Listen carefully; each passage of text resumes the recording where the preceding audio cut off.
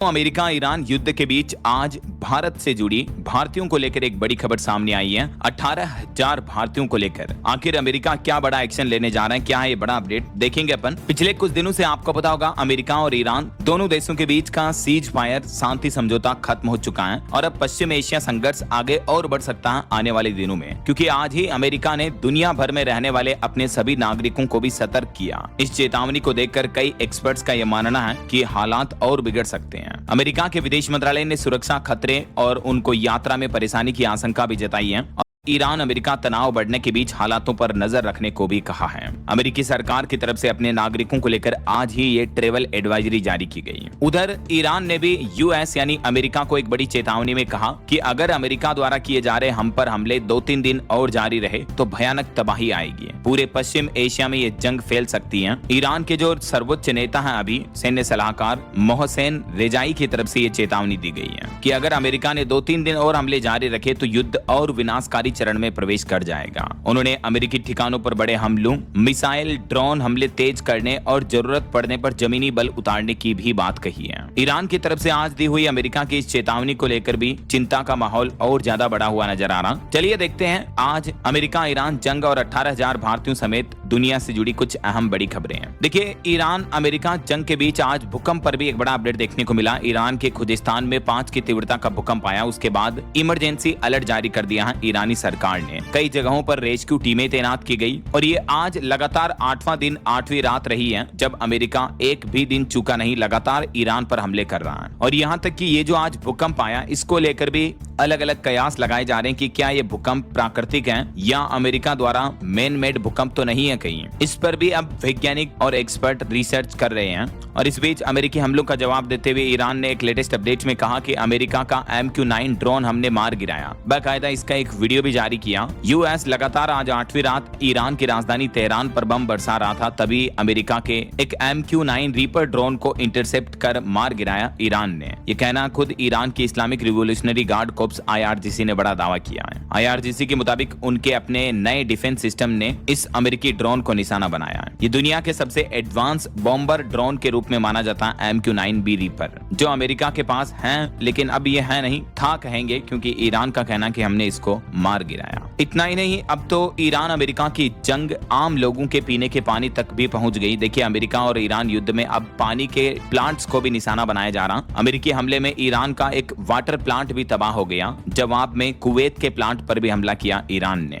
ये देख सकते हैं आप कुछ डेटा भी। डिसैलिनेशन प्लांट पर ईरान की कितनी निर्भरता है। कई अलग अलग देशों में इस प्लांट से पीने का पानी जाता है, लेकिन अब इस पर भी हमले होना शुरू हो चुके हैं। वैसे इस महीने जुलाई में अमेरिकी हमलों में अब तक ईरान में 50 से ज्यादा लोगों की मौतें हो गई। और इस बीच ईरान के नए सुप्रीम लीडर मुज्तबा खामेनेई बोले कि डोनाल्ड ट्रंप के हस्ताक्षर बेकार और अमान्य हैं। हालात फिर से बिगड़ सकते हैं, जंग एक बार फिर से बढ़ सकती है। पश्चिम एशिया में तनाव वैसे भी बढ़ने लगा है, क्योंकि पिछले कुछ दिनों से आपने देखा होगा कि अमेरिका लगातार ईरान पर हमले कर रहा है और अमेरिका के हमलों का जवाबी पलटवार देते हुए ईरान भी खाड़ी देशों में कई अमेरिकी सैन्य ठिकानों को भी निशाना बना रहा है। तो दोनों तरफ से जंग उग्र रूप से जारी है। ईरान के उप विदेश मंत्री का भी कहना कि अब हमारी अमेरिका के साथ समझौते की सभी शर्तें खत्म हो चुकी हैं। अमेरिकी हमलों पर आज ईरान ने एक और ये बड़ा ऐलान किया और खाड़ी देशों को भी चेतावनी दी। ईरान के उप विदेश मंत्री काजेम गरीबाबादी ने कहा कि अमेरिका ने इस्लामाबाद समझौते को निलंबित कर दिया है, जो पाकिस्तान ने मध्यस्थता करवाई थी दोनों देशों के बीच। तो ईरान की राजधानी तेहरान ने भी समझौते के तहत अपनी प्रतिबद्धताओं और उसके क्रियान्वयन को फिलहाल रोक दिया है, क्योंकि देश इस समय अपनी सुरक्षा में जुटा है। ये कहना है ईरान का। और अब ये जंग और प्रहार हमले न सिर्फ सैन्य ठिकानों तक सीमित रहे, बल्कि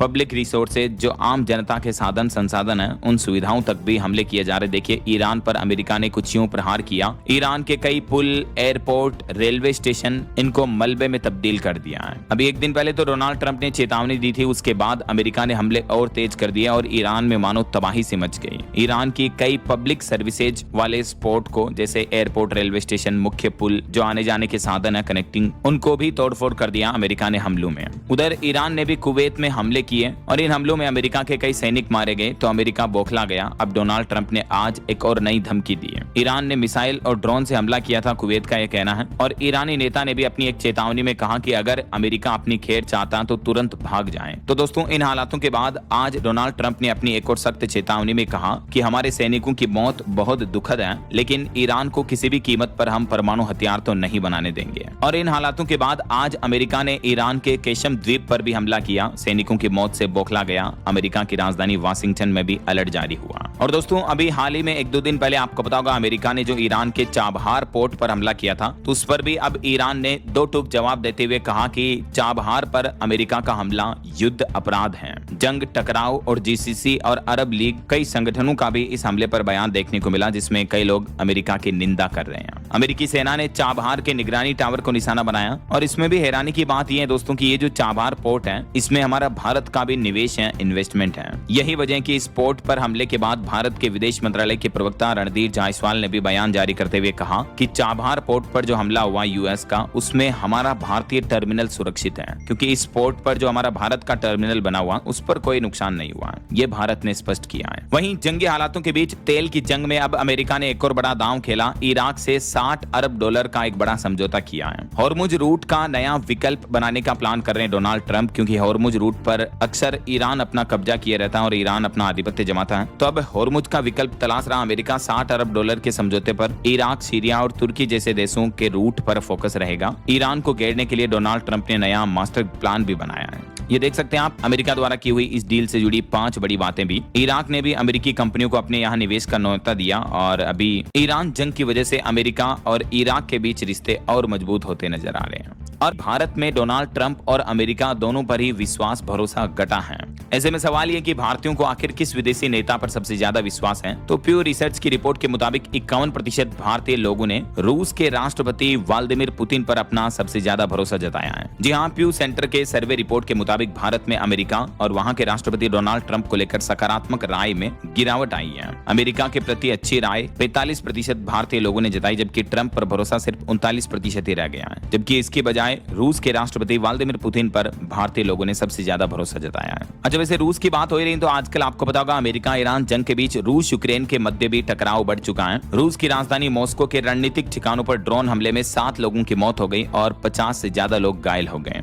यूक्रेन ने रूस पर हमले और तेज किए। रूस पर यूक्रेन ने ड्रोन हमला भी किया, जिसमें रूस के वेयर हाउस और तेल डिपो को भी निशाना बनाया गया। इसी हमले में 7 लोगों की मौत की खबर है। और जहां तक बात करें 18,000 भारतीय लोगों के मुद्दे को लेकर जो आज बड़ी खबर सामने आ रही, मैंने आपको शुरुआत में ही बताया था। तो देखिए, अमेरिका से 18,000 भारतीय लोगों को डिपोर्ट किया जाएगा। यहां तक कि इन लोगों को अपनी तरफ से कोई भी अपील, दलील या वकील करने का मौका भी नहीं दिया जाएगा। ट्रंप सरकार ने पिछले साल 2025 में भी आपको पता होगा कई भारतीयों को हथकड़ियां और बेड़ियां पहनाकर हमारे देश वापस भेज दिया था, रिपोर्ट कर दिया था, जिनके कई वीडियो सोशल मीडिया पर वायरल हुए थे। उसके बाद भारत अमेरिका के रिश्तों पर भी कड़ी निंदा देखने को मिली थी। लेकिन इस बीच अब अमेरिका के राष्ट्रपति डोनाल्ड ट्रंप ने डिपोर्टेशन का एक और बड़ा अभियान छेड़ने की तैयारी कर ली है। रिपोर्ट आ रही कि अमेरिका में 18,000 अनडॉक्यूमेंटेड यानी बिना दस्तावेज के जो भारतीय लोग रहते हैं वो इस अभियान के निशाने पर होंगे और उनको अमेरिका से बाहर निकाला जाएगा। और इस बार भी ट्रंप प्रशासन डिपोर्टेशन के लिए सैन्य विमानों के इस्तेमाल करने की तैयारी में है, जो कि अमेरिका की सख्त इमिग्रेशन नीति की सबसे चर्चित तस्वीर भी बन चुका है। यानी जिन लोगों के पास प्रॉपर वीजा, पासपोर्ट, डॉक्यूमेंट नहीं है, उन लोगों को वहां न कोई अपील करने का मौका दिया जाएगा, न दलील दे पाएंगे वो अपनी, न ही वकील करने का मौका मिलेगा। और बाकायदा इसको लेकर ट्रंप की ICI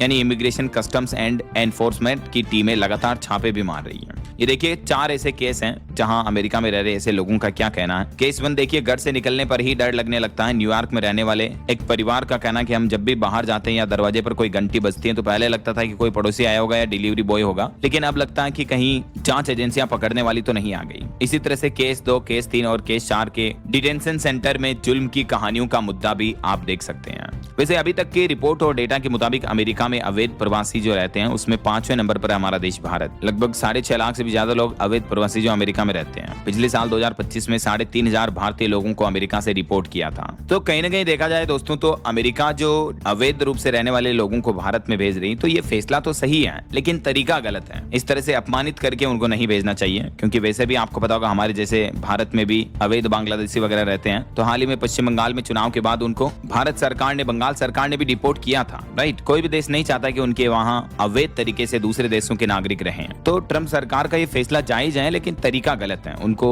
इज्जत से, सिस्टम से निकालना चाहिए ऐसा। बाकी ये तो मेरी पर्सनल राय है, पर्सनल ओपिनियन है। आपकी क्या राय और विचार इस पर कमेंट करके बताना जरूर। लेकिन पिछले कुछ समय से, कुछ महीनों और सालों से ट्रम्प सरकार के इस तरह के रवैये की वजह से भारत और अमेरिका के रिश्तों में भी खटास देखने को मिली है। जैसे अभी एक तो मैंने आपको प्यू रिसर्च की रिपोर्ट बताई थी। यहाँ तक कि ट्रम्प के इस रवैये को लेकर देखिए, खुद अमेरिका के ही एक सांसद बोले कि भारत से 30 साल में सबसे खराब रिश्ते चल रहे हैं अभी 2025-26 में, क्योंकि डोनाल्ड ट्रम्प सरकार के जो कई एक तरफे फैसले हैं उसने भारत और अमेरिका के बीच के रिश्तों का भरोसा तोड़ा है। अमेरिका के एक सांसद ने कहा कि आपको अगर यकीन न हो तो भारत के विदेश मंत्री डॉक्टर एस जयशंकर से पूछिए। ये कहना है भारतीय मूल के अमेरिकी डेमोक्रेटिक सांसद रो खन्ना का, ये बयान देखने को मिला। तो ये कुछ इंपॉर्टेंट न्यूज अपडेट्स रहे इंटरनेशनल न्यूज से जुड़ी आज की बड़ी खबरें। उम्मीद आपको जरूर जानने मिली होगी।